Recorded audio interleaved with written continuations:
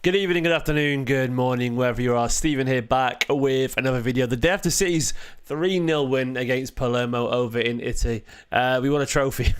What was it, the Parliamentarian Trophy? You'll never sing that. Either way, it was a really good time. Lots of fun, loads of talking points. As ever, this is just 3 that I want to talk about personally. 5 that I want to talk about personally. I really enjoyed it. I genuinely thought it was a cracking game.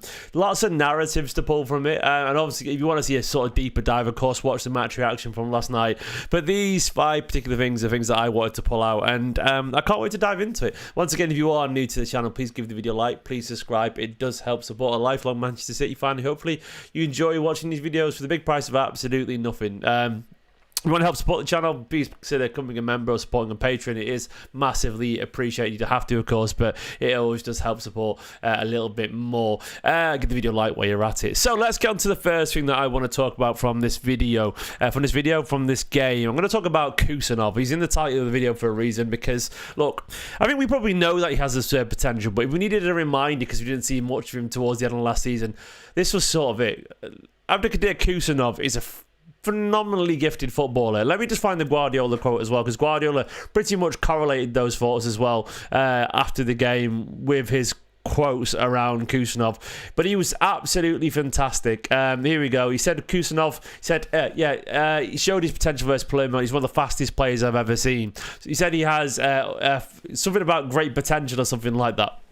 He absolutely does. Now, Kusenov is a player that we've been wanting to see a little bit more of. He started loads of games, then sort of disappeared a little bit. Unfortunately, I think it could have been a seniority thing with experience or whatever. I think it also might be a communication thing. Guardiola is very big on players having to learn the language and so on before he trusts him in big games and all that. And I get that to an extent, And he's only a young lad, so there was no rush to get him involved in the team every single week. But I think the thing you see about Kusenov is there is basically nothing he can't do.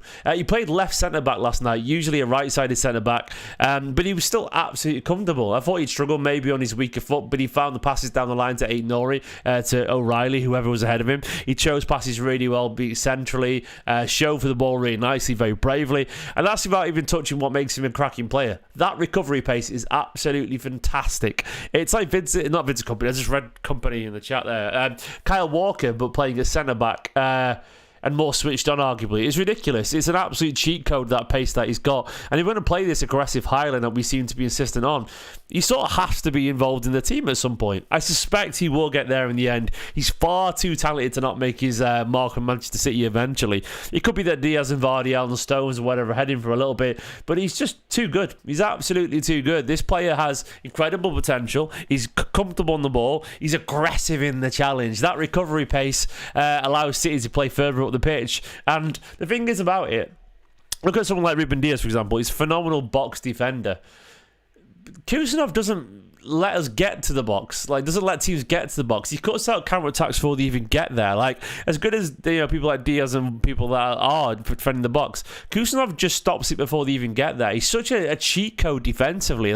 He has to find a way in the team at some point. And playing alongside Johnny Stones last night, I love that. The elegance, the experience, the leadership of John Stones, and hopefully he can stay fit. I'll chat about him more later. But if he can stay fit, John Stones is still a magician, an absolute fantastic footballer. And then you bring the raw power and ability of Kusenov, and the reading and the intelligence and the eagerness to learn, the unflappable nature of the Uzbekistan international, and you've got an absolute fantastic pairing. It really is. I like that pairing. Stones and Kusenov together. I didn't think we'd see it again, and it's just got so much ability and so much potential to grow together as a partnership. But of course, it depends on a few things. Stones' fitness, Guardiola picking Kusenov, and I think Kusenov has shown that he's too good. He's too good not to make it at some point. And I suspect Guardiola, you struggle to have your head not turned by a player of that quality. That Kusenov has got a bit of everything. He really does. Brilliant. A warrior, fearless, determined. So quick on the cover. Reads the game really smartly. It's just his potential is incredible. This is the exact quote he said. His potential is incredible. One of the fastest players I've ever seen in my life. Yeah, absolutely the same, Pep. I love the guy. I've got a feeling he's going to be a world-class player. I saw a fellow City fan once say defensively he reminds me of Cannavaro. And I can actually see that comparison. I would never have made it myself, but Cannavaro was only about 5'9". He was like quite small for a centre-back. But Cannavaro had incredible stamina, incredible acceleration, and an aggressive reading of the game, which belied his lack of physicality. Now, Kusenov is bigger than Cannavaro, but they both play the game in a very similar way on the front foot. Aggressive, assertive, smart, intelligent, lightning quick. I can see that, man. Kusenov, if he doesn't make his way into the team, something has gone wrong. He seems like an absolute no-brainer as far as I'm concerned. What a player. Second thing I want to talk about is Tijana Reijnders. Look, this guy's a game changer, man. Genuinely, like the ability to get forward, score goals, crash boxes, and all that kind of stuff. Yeah, just ridiculous. Like, he's got so much talent. Thank you very much, Odin. Very kind, mate. We're very good. But yeah, the ability to get forward and affect games, it's just fantastic. Like, I thought it was LB actually said it. I saw LB on Twitter say he feels like the first guaranteed banger of a signing in ages. Like you watch and you think, oh, this guy is absolutely it. Like a certified banger of a player who's going to be elite level since maybe Haaland. You can argue about Vardiol and so on, but there was still an element of, well, that's what's his best role. Reijnders looks like he's going to come in and just blow the box off our midfield in a very good way. He looks so aggressive. The finishing, the composure. He should have had a hat-trick last night. He nearly had the most glorious hat-trick, but of course he tripped over his own feet as he went around the keeper. But the ability to go around the keeper in the first place, the composure. The guy finishes like a striker. Like finishes like his finishing reminded me of Alvarez actually. Do you know what I mean by that? There's a bit of Alvarez to his finishing, which is ridiculous. And I'm saying that about a central midfielder. And the thing is as well, he's got a bit of the Gundogan movement, but he's bigger, he's quicker. Bigger and quicker than Gundogan ever was, more physical, probably a better dribbler as well in terms of actual skill. Maybe not quite the smarts of Gundogan, but the ability this guy's got, the fearlessness, and also the fact that he's an incredibly likeable footballer. He seems to be the friendliest, most down-to-earth guy. Yeah, like everything about Tijana Reijnders, I truly think this guy's going to come in and absolutely smash it. He's got 15 to 20 goals written all over him. And also, I think the reason he changes City is because, like, you look at last season, and the amount of times, Doku, Savinho, they passed the ball into the area. Nothing came of it because the runners weren't assertive, they weren't there, they weren't aggressive, they didn't have an eye for goal. Reijnders does. Like, twice, like 2 or 3 times, Reijnders got on the edge of passes inwards. Savinho, of course, it was passed to Mukasa, Mukasa flicked him, but Savinho played him in once too. Like, he's going to change their lives in terms of their assist numbers because he has that ability to burst past people with his footwork and his technical ability and then get a shot away and score a goal. It's remarkably impressive. Like, Reijnders is clearly going to change Manchester City's midfield and the dynamic. Of course, he can play as a six, but Guardiola doesn't want to play him there. You can tell. Guardiola wants to play him further forward because that movement, that goal crashing ability, it's absolutely undeniable. He's going to change the dynamic of Manchester City. Full stop. Unleash Shere Bob is the third thing I want to talk about. Look, I wanted to talk about both of these, and I didn't have enough space to talk about all of them, so I did a bit of a cheat and put them in together as number 3 on this list for a reason, because Ryan Shere and Oscar Bob, street footballers, man. They got that Joga Benito, haven't they? They got the skill, the pace, the dynamism, the magic, the touches, the flicks. They're exciting. The flamboyant footballers, the kind you want to see. And I think we've been relatively starved of that over the few years. Like, we've had these incredible technical footballers, and like even we had David Silva and De Bruyne at the best. We weren't really a flair team, were we? We were technical football, great movement, lovely one touch, and great passing. But I wouldn't say we were a flair team. That we've never been a flair team. But at the moment, I feel like we've got loads. Bob has got flair. Sherky's got flair. Doku's got flair. Savinho's got flair. Reijnders has this elegance to him as well. And Marmoush's got flair. Shere and Bob particularly, Foden's got flair. Shere and Bob particular, they look like they enjoy football. The kind of players that look up and play the passes to each other. They want to have, they want to have touches of the ball. They want to play the pass to each other. They want to have the movement and link-up play. There's just so much natural ability there that I see these players that I feel could have this genuine chemistry to work alongside each other, because I've got a feeling they could be such a fantastic side. I really truly believe that, man. I'm so excited to see how they could get on. Yeah, like they could be such great footballers together. The thing is as well, like I don't even talked about Liverpool yet, by the way. I'll talk about it at the end. But yeah, they're so talented. I got lost in my head there, but sorry, my phone was buzzing. I was making sure everything was okay. When you got a family and your phone buzzes, you get a little bit distracted. Apologies. As I was saying though, Oscar Bob, like, I'll go back to Oscar Bob a little bit, because I felt last season he was about to explode, and he lost a year of football, and I've been a little bit worried that he wouldn't really find his momentum again. But he seems to be back where he was at the end of last pre-season, and I think with Foden out a little bit, and I think it's up in the air, that right wing slot with Savinho and Oscar Bob. They both got so much talent. Oscar Bob could have had an assist. The amount of times he burst away from the fullback and he got dragged back, so good. He clearly has so much aggressive ability on the ball, and Shirky as well. Like he strolls about the pitch as if he is the man, which I absolutely admire. He's got this wonderful elegance to his game, and I find it so exciting to watch him stroll about, demand the ball, and essentially trying to assert himself on the team. There's one pass he tried to play to Marmoush with the outside of his boot. It's the Bruyne-esque level of ability. Shirky is going to be a special footballer. He's so young still. He's going to learn the Premier League. He's going to learn these partnerships, like with Bob. I think he had a good partnership with Rico Lewis, for what it's worth, as well. Like with Foden, that he's shown. Like you'll find Reijnders as well. Shirky, Bob, unleash them. Remarkable potential, the pair of them, as footballers and as a partnership. Divine Mukasa belongs at this level. Divine Mukasa, look, a lot of you wouldn't have known about him. I've not watched a lot of the 18s, but I've seen the highlights. I've not been paying attention to the 18s in terms of going to games for as much as I used to, simply because of family reasons and so on. I just don't have the time anymore. But I know people at Manchester City absolutely love Divine Mukasa. He signed from West Ham a couple of years ago. Exceptionally gifted footballer. The surprise addition to the squad in Sicily. Guardiola brought him along because he's talented. 17 years old, this lad, by the way.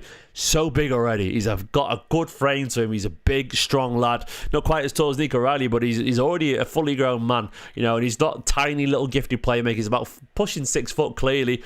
Elegant, wonderfully gifted left-footed player who can score goals, who can play passes, who can get assists. He played as a false 9 as well. Now, I know we're all gutted that Echeverry's likely going to go on loan. It's almost certainly needed, because he won't be able to get in the Champions League squad because he doesn't suit the under-21s criteria. He's probably not going to get ahead of Oscar Bob, Savinho, Doku, Shirky, Foden, Marmoush, Haaland to get game time. And that means, Echeverry is probably going to get Carabao Cup games here and there. He's too good for that.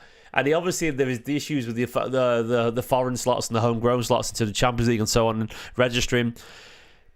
So it's too much for him. He's probably right to go on loan. But for Mukasa right now, as a 17-year-old who still hasn't really barely touched the EDS, under 23 football, it's perfect. Like, I think Echeverry's loss is sort of Mukasa's gain. He's perfect for this Carabao Cup role right now, where he dips his feet in the water a little bit and shows what he's capable of. He trains with the first team regular base while also playing under 23 football, and also plays Carabao Cup games, and occasionally gets on the bench and every now and then. Mukasa is another in a long line of incredibly gifted attacking midfielders that have come through City. Now, he's not necessarily a City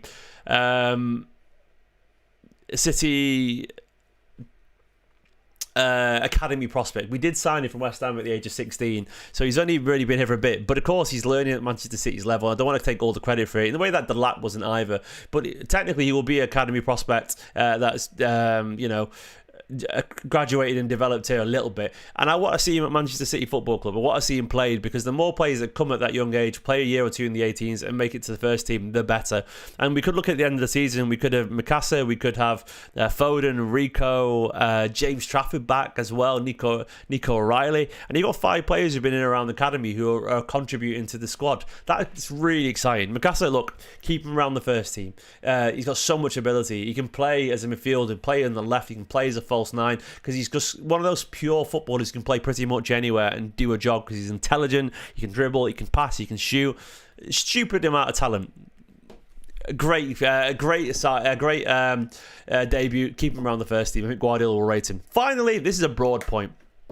We're in good shape, believe. I put Johnny Stones there because I wanted to talk about John Stones a little bit because I think he was emblematic of where City are right now. And look, this is off the back of watching Liverpool, you know, losing the Community Shield against Crystal Palace. And I know you talk about the curse, but the curse isn't real. You know, it's not a real thing. If you think it's real, you may as well believe in fairy tales and magic. It's not actually real. We joke about it, but there's correlations. But you know, correlation is not causation.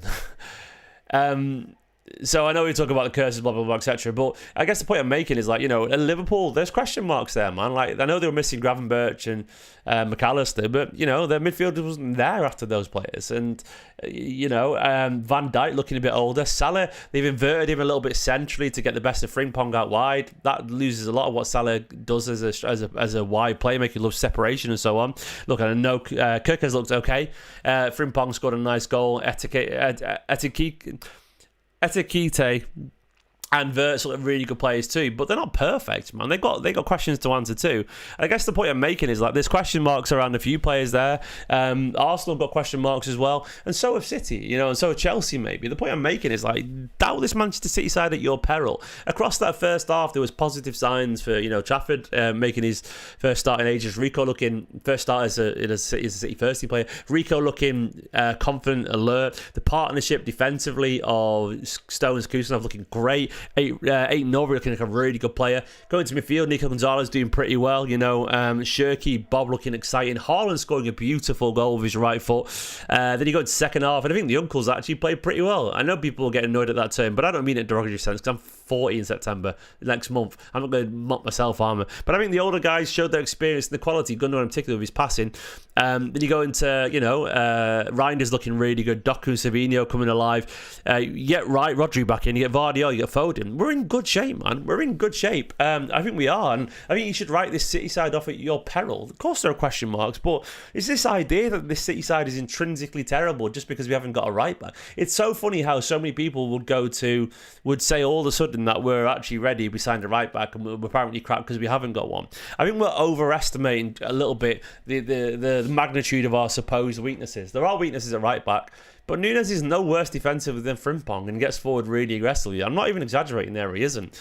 And, you know, ultimately, you know, it's a small weakness, but it's not like a crushing, terrible weakness where we're playing some absolute amateur at right back who's going to embarrass us every single week. No, Núñez is much better than that. You know how I feel about Núñez as a midfield in general as a signing, but I can't deny that his you know, his work rate, in general, his attitude is good, and he's a good, at least 7 out of 10 player. And I think if you maximise the team, you get Reijnders, Rodri, Foden, Shere, Haaland, Savinho, Doku, Bob, firing all these players, ultimately, they're not going to be able to touch us anyway because we'll score more than them. So write this City side off at your peril. They're looking lively. There's new ideas there. There's different ways of getting at people. Young players are getting a chance. We've got some dynamism in the squad for once, different tactics. This City side has the ability. I'm feeling pretty confident about where we could go this season. Look, I don't know if we'll win it or not, but I think this idea that Liverpool are going to pull away from everyone and be much better, I think we're getting our own heads a little bit. You tend to overestimate your own weaknesses and play up everyone else's strengths much more than you realise. It's human nature to do that. Whereas actually, you know, City are a team to be feared too. Like, I've seen it's mainly City fans writing us off, and like, why do that, man? If you can't trust the Guardiola side to find a winning mentality, then you're not been paying attention for the past decade. We're not perfect, but we're a damn good side with lots of talent. Anyway, they're the 5 things that I wanted to talk about. I cannot wait to this season to kick off in earnest. You know, I'll try and do. Last season, I did my season preview where I did loads of videos with people and guests. I've not actually organised anything like that. I'll try and do that tomorrow and get people to come on and maybe segment it up. It might just be I do one massive live stream preview or something like that for the season preview. I don't know what it'll be, but I'll work it out. But either way, a week from now, you know, we would have played our first Premier League game of the season, and we'll see where we go. I'll catch you tomorrow for another video. For now, up the Blues. Love you all loads. Bye-bye.